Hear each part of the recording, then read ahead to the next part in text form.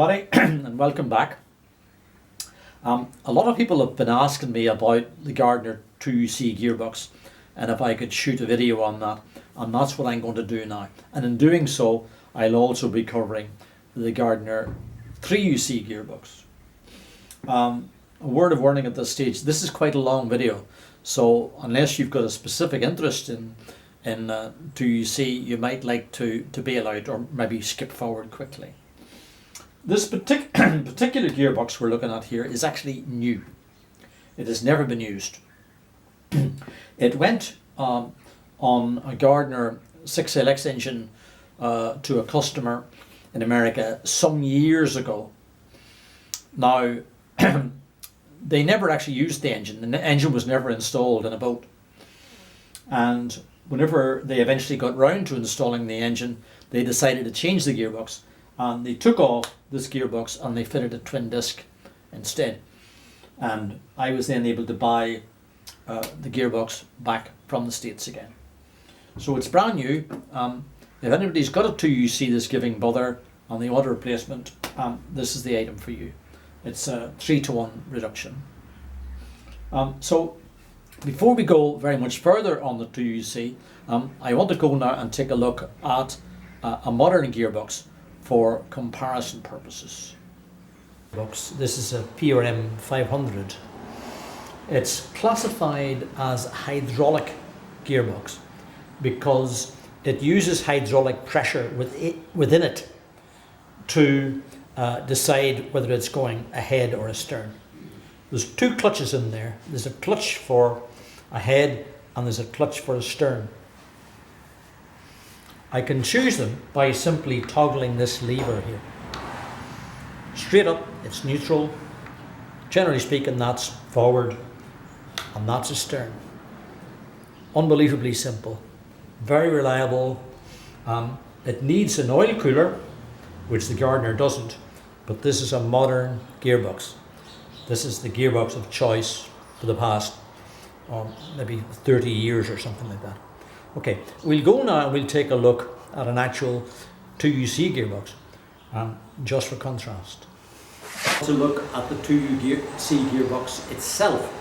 I'll show you an overall picture in a moment, but I think already you can judge that it's 3 or 4 times the size of the modern gearbox and 3 or 4 times the weight, despite the fact that this is an alloy casing. Now, I don't think anybody in their right minds, certainly if they were building a new boat now, would use a Gardner gearbox. They've had their day, I'm afraid.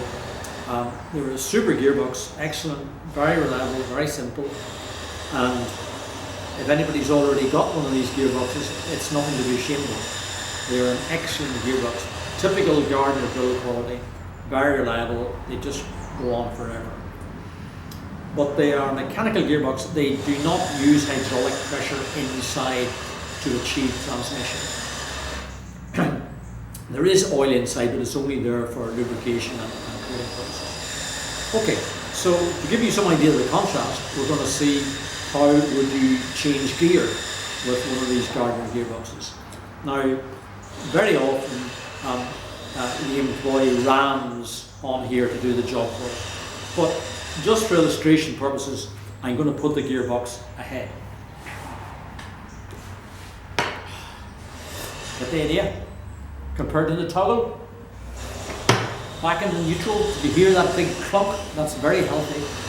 And then going to start.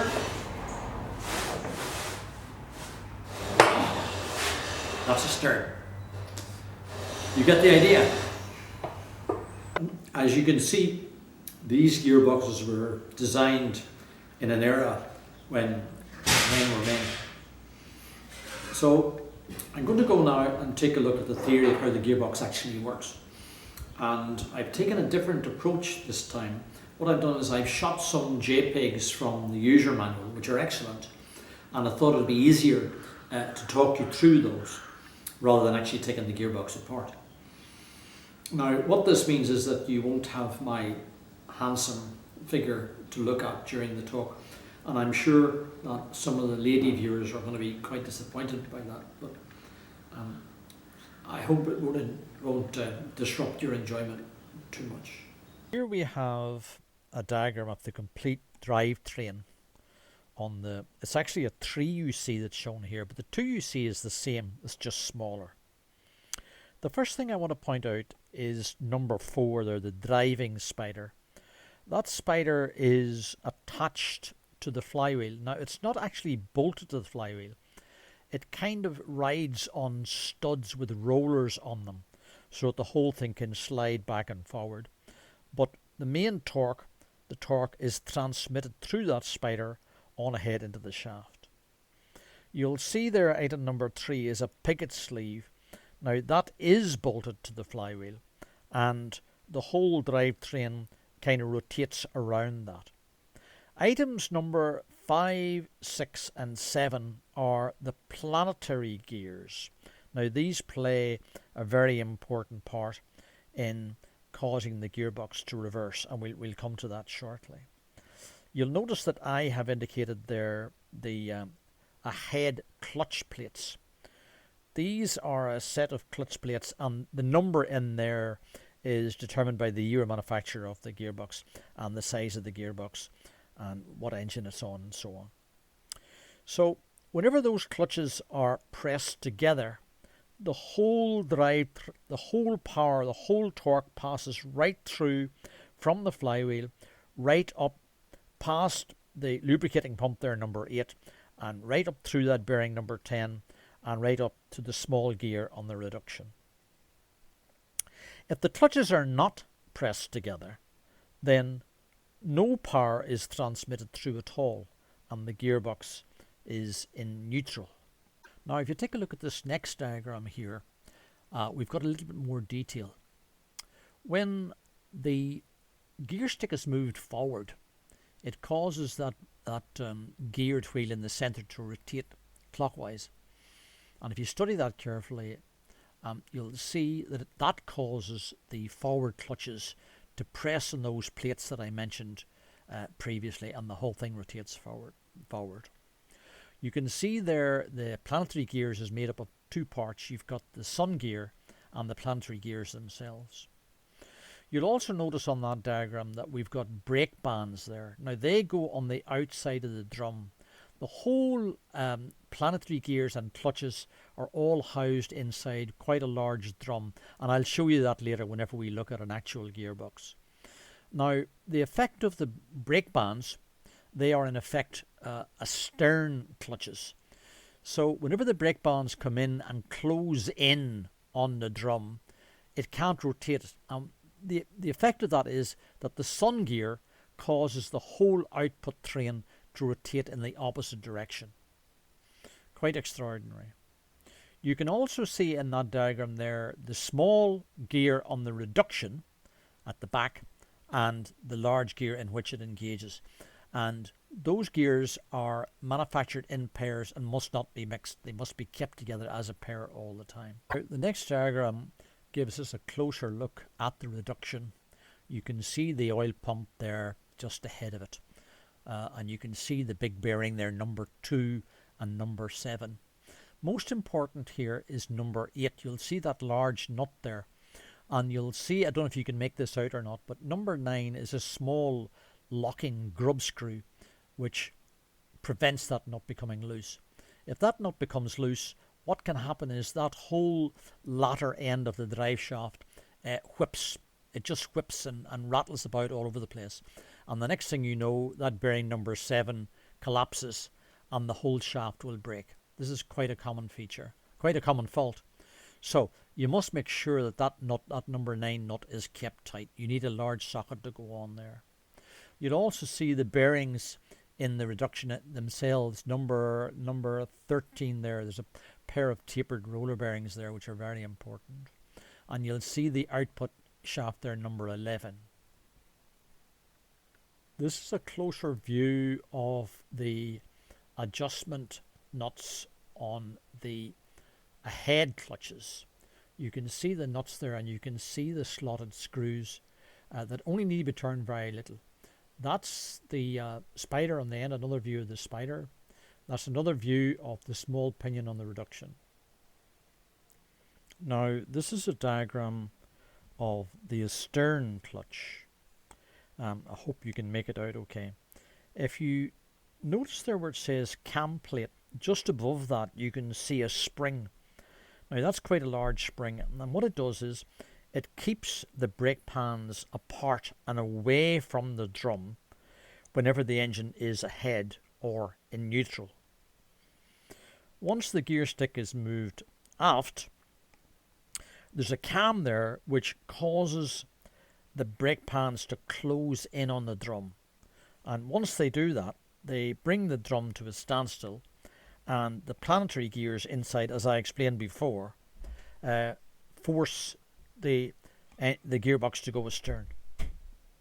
Now again, if you look there where it says adjusting nuts, that's a wee bit of a misnomer, because these are not nuts in the conventional hexagonal six-sided nuts. They're just like slotted adjusters. So to adjust the stern clutch, all you do is you loosen off the locking clip. Do you see locking clip there? You loosen them off both sides, and then the what Gardner calls the nuts there have got slots in them, and you just rotate those slots in order to bring the brake bands just a little bit closer together. You'd only adjust them by one mark maybe at the outside, and once you've done that, you lock up the locking clips again, and that's the job done. Again, it takes a bit of practice, but once you've done it a few times, it's no problem. An important point to consider here, you'll notice later in these videos where I'm operating the gear stick, and the gear stick was really quite reluctant to move back and forward. That's actually a good sign. The more clunky that gear stick is, the better. It needs to really clunk ahead and clunk back to neutral and clunk back astern again. If it's doing that, it means that the gearbox is adjusted correctly. Once the gearbox is adjusted correctly, it'll go for ages and not give any bother at all, provided of course the bearings and so on are in good condition. But that clunkiness in the lever is really important. This is a closer view of the adjustment nuts on the ahead clutches. You can see the nuts there, and you can see the slotted screws that only need to be turned very little. That's the spider on the end, another view of the spider. That's another view of the small pinion on the reduction. My foot is resting on the adjusting nut there. You can see the coarse spiral on the shaft. As that stern lever moves up and down, it causes the nuts to move in and out, and that's what brings in the brake bands. It's all very, very simple. There's a nut on that side as well.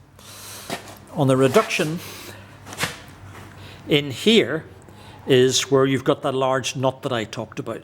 So it's important to take that plate off every now and then and keep that nut tight. And here we've got the output shaft. There's a variety of these flanges here. You need to make sure you get these right, and that you get the sex right in the register. Now, I think I also discussed in the theory, even if I didn't, I'm going to discuss it now. An important consideration here is the drop between here and here. This is the line of action of the prop shaft here, there like that. And this is the line of action of the crankshaft and the main shaft within the gearbox. So on the 3UC in particular, you've got a substantial gap between here and here, a substantial drop. So if you're replacing a Gardner gearbox with a modern gearbox, you need to be very careful about this, because the modern gearboxes won't have such a drop, and it could mean having to lower your whole engine beds, and that can be a lot of hassle if it's possible at all.